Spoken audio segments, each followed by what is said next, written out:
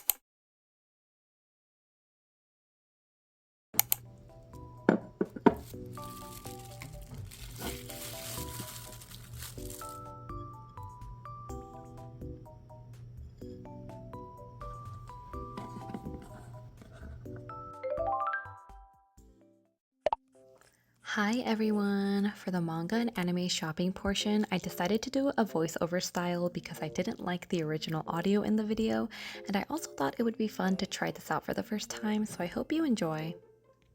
My first stop of the day was Marukai Market, and they had the Medalist wafer cards that I have been eyeing, so I got myself 5 packs. And they also had these really cute Chiikawa figures. Next stop is manga shopping at Kinokuniya. I spotted this Chainsaw Man Kickback CD.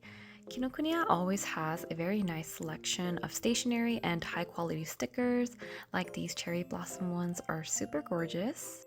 They also had Veil can badges.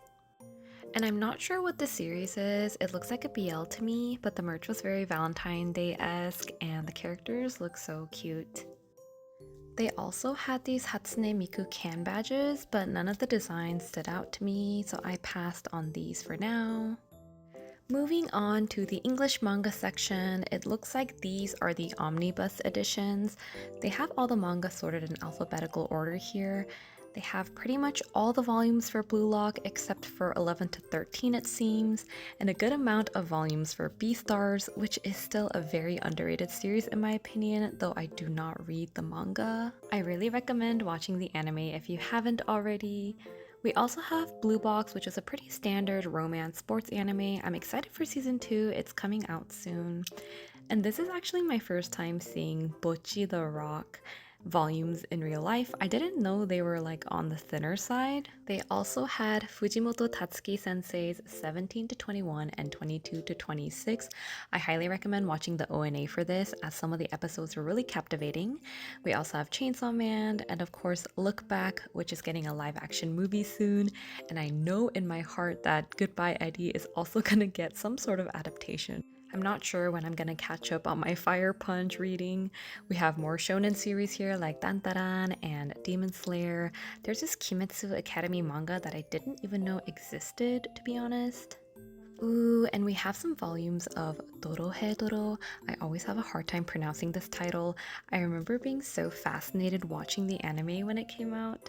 And we also have Gachiakuta, which is a really cool series that I still need to catch up on the anime for before going to Anime Expo, hopefully. And they had some shoujo series sprinkled throughout, like Fall in Love, You False Angels, and Firefly Wedding, which is a josei, both of which are getting anime adaptations very soon. And we have a series here called Gokura Kugai.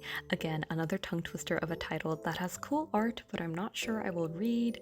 They had a few volumes of Tengoku Daimakyo, or Heavenly Delusion, which is a series I really enjoyed watching and I recommend to people. It's so dystopian and intriguing. I think this is my first time seeing the Hell's Paradise manga in person, and I'm digging the almost color pencil art style for the covers. This next one looks like a GL series called I Want to Love You Till Your Dying Day.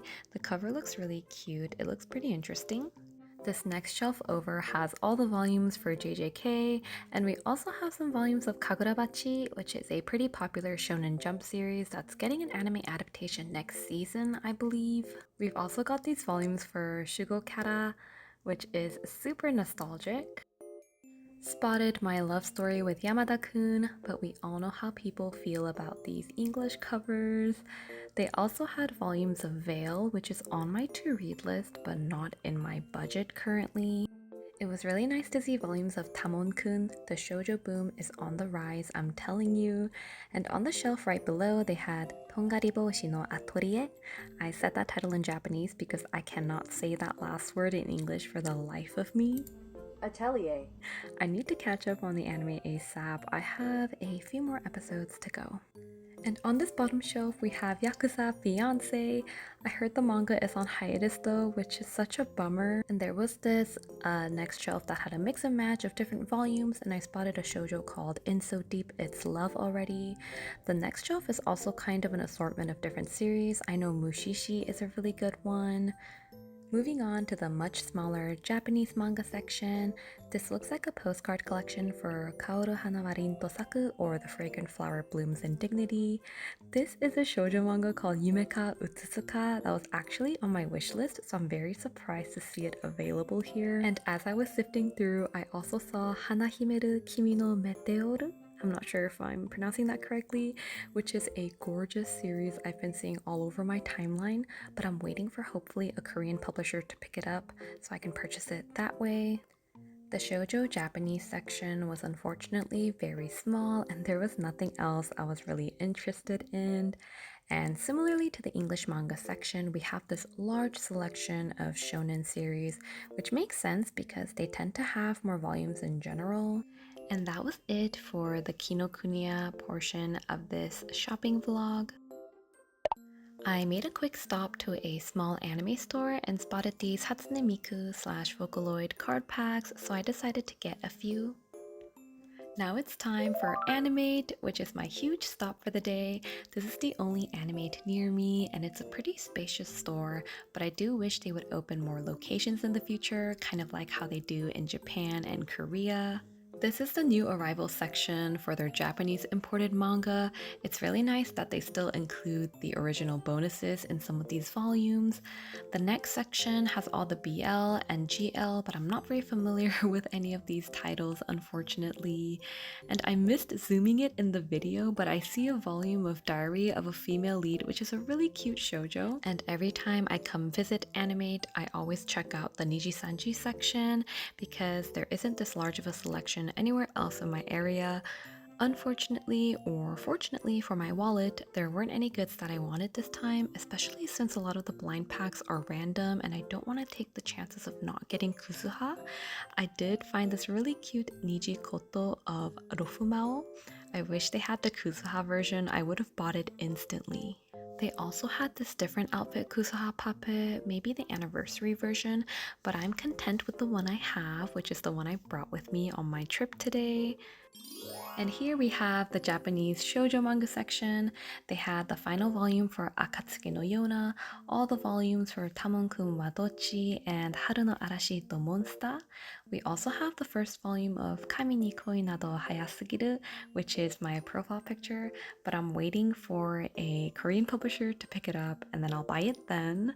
And this looks like a special volume of Yubisaki to Renren.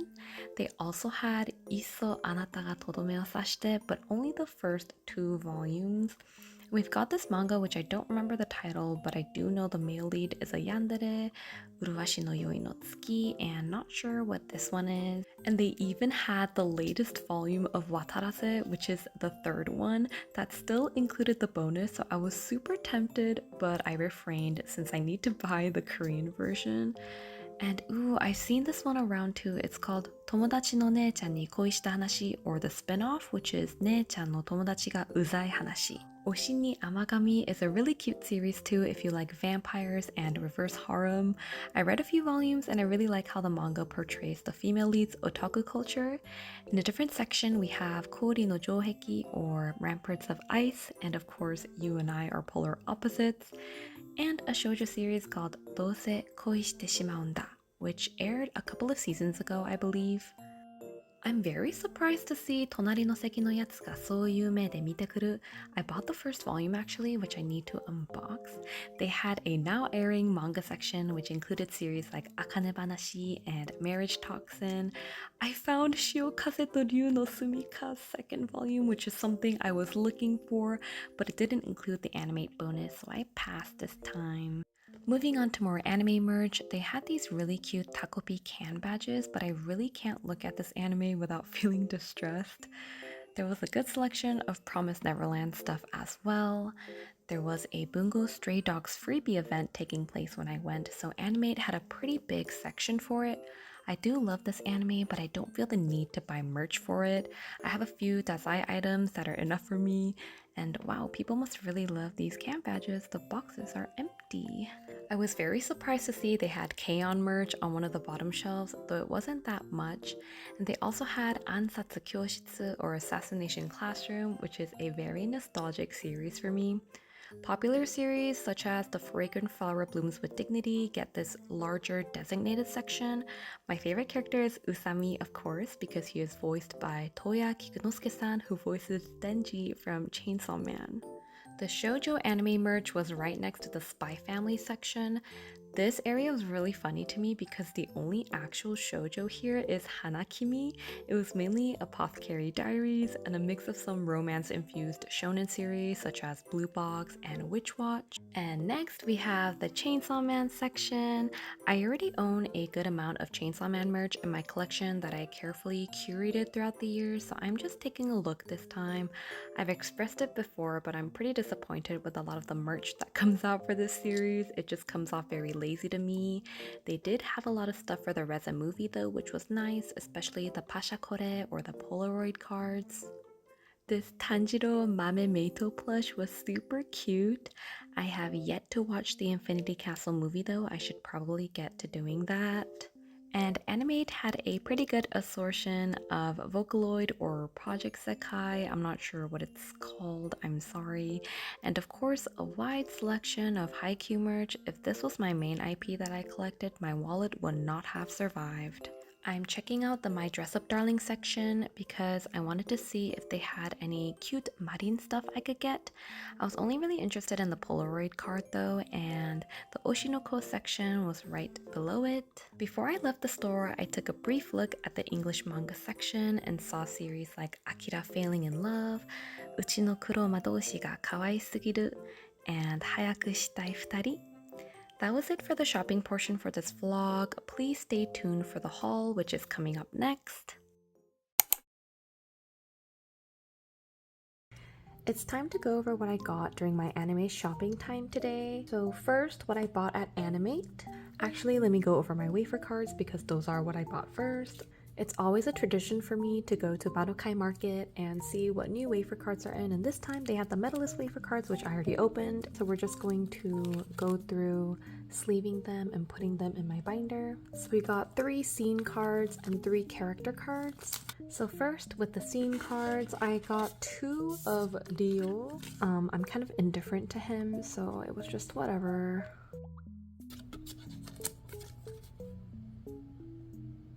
And this next Dio card, I don't really like it because it's such a dark scene. I wish they had chosen a brighter scene like this one.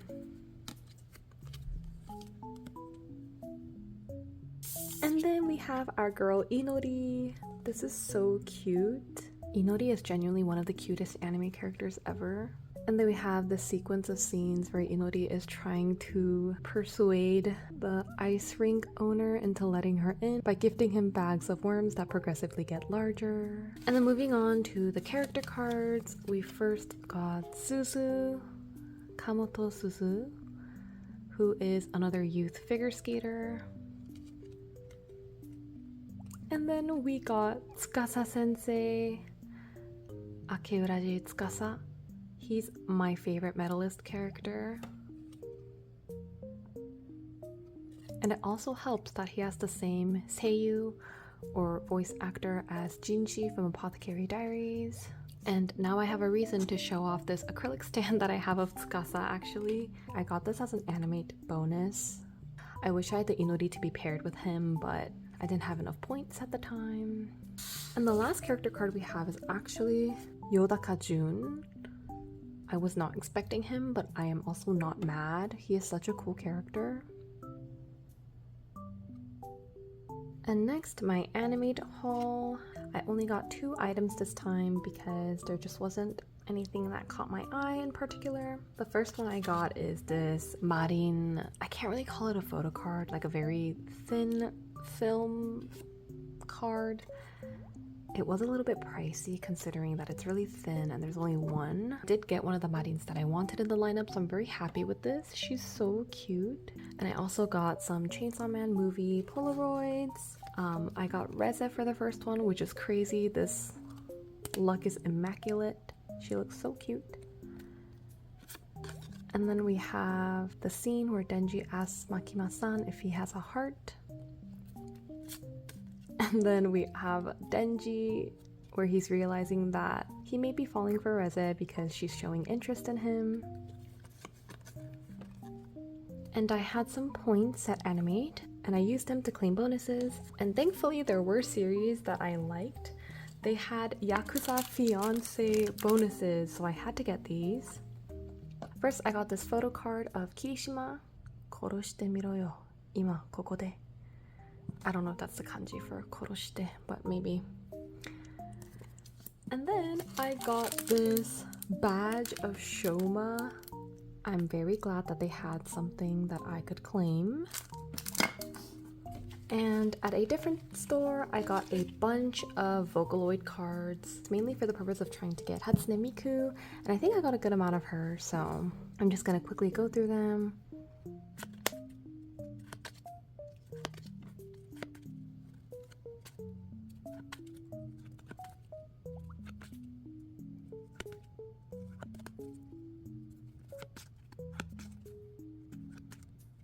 So I'm going to sleeve what I can and organize these into my binders.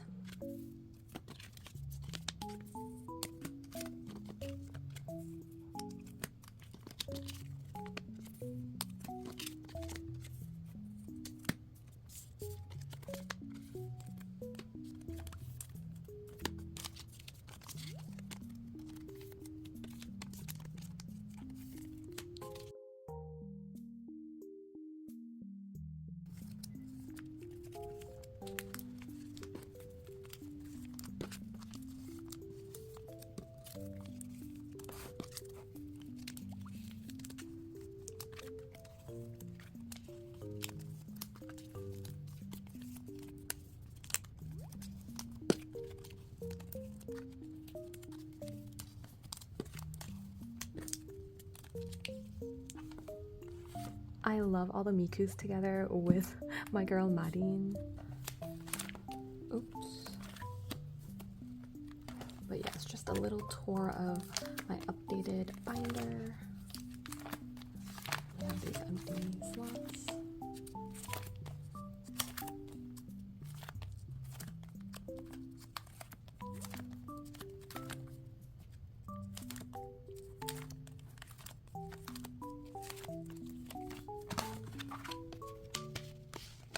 Moving on to the manga that I picked up from Kinokuniya.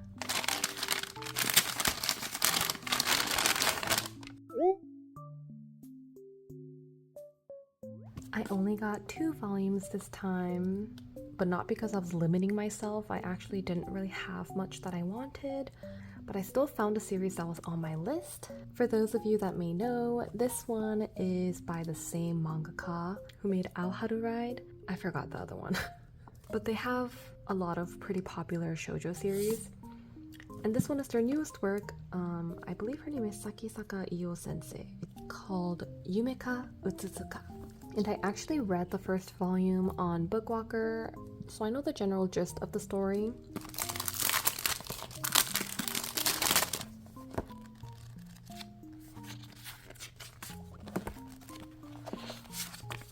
They have these little pamphlets. I don't know the series, but of course we have Kori no Jouheki, or Ramparts of Ice. And then some other Margaret series in here. I really like the texture of this cover. It's matte. Starting off with the first volume, let's see if I can even explain the plot. I just need to refresh my mind on what their names were. So our female lead's name is Iroha, and she's a high schooler that is extremely introverted and has trouble talking to her classmates. And as a result, her classmates are always wondering, like, what is up with her? I wonder what she's thinking. Does she dislike us? But then it turns out that there is one person at school that she talks to, which is So Senpai. So there's an upperclassman named So, and she is always running off to talk to him in secluded areas of the school. When her classmates see this, they're like, oh, you know, it does seem like she talks to people, just not us.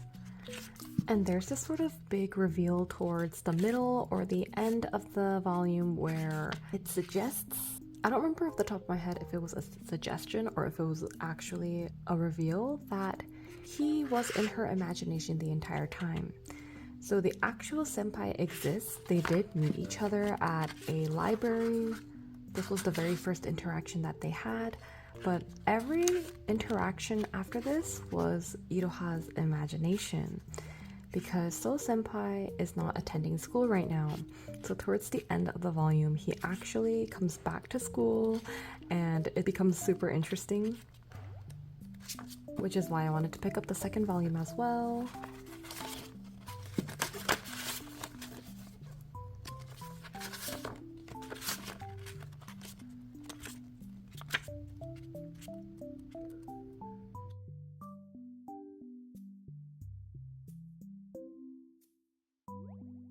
But yeah, I just thought that was a very interesting premise, so hopefully I'm able to enjoy these 2 volumes.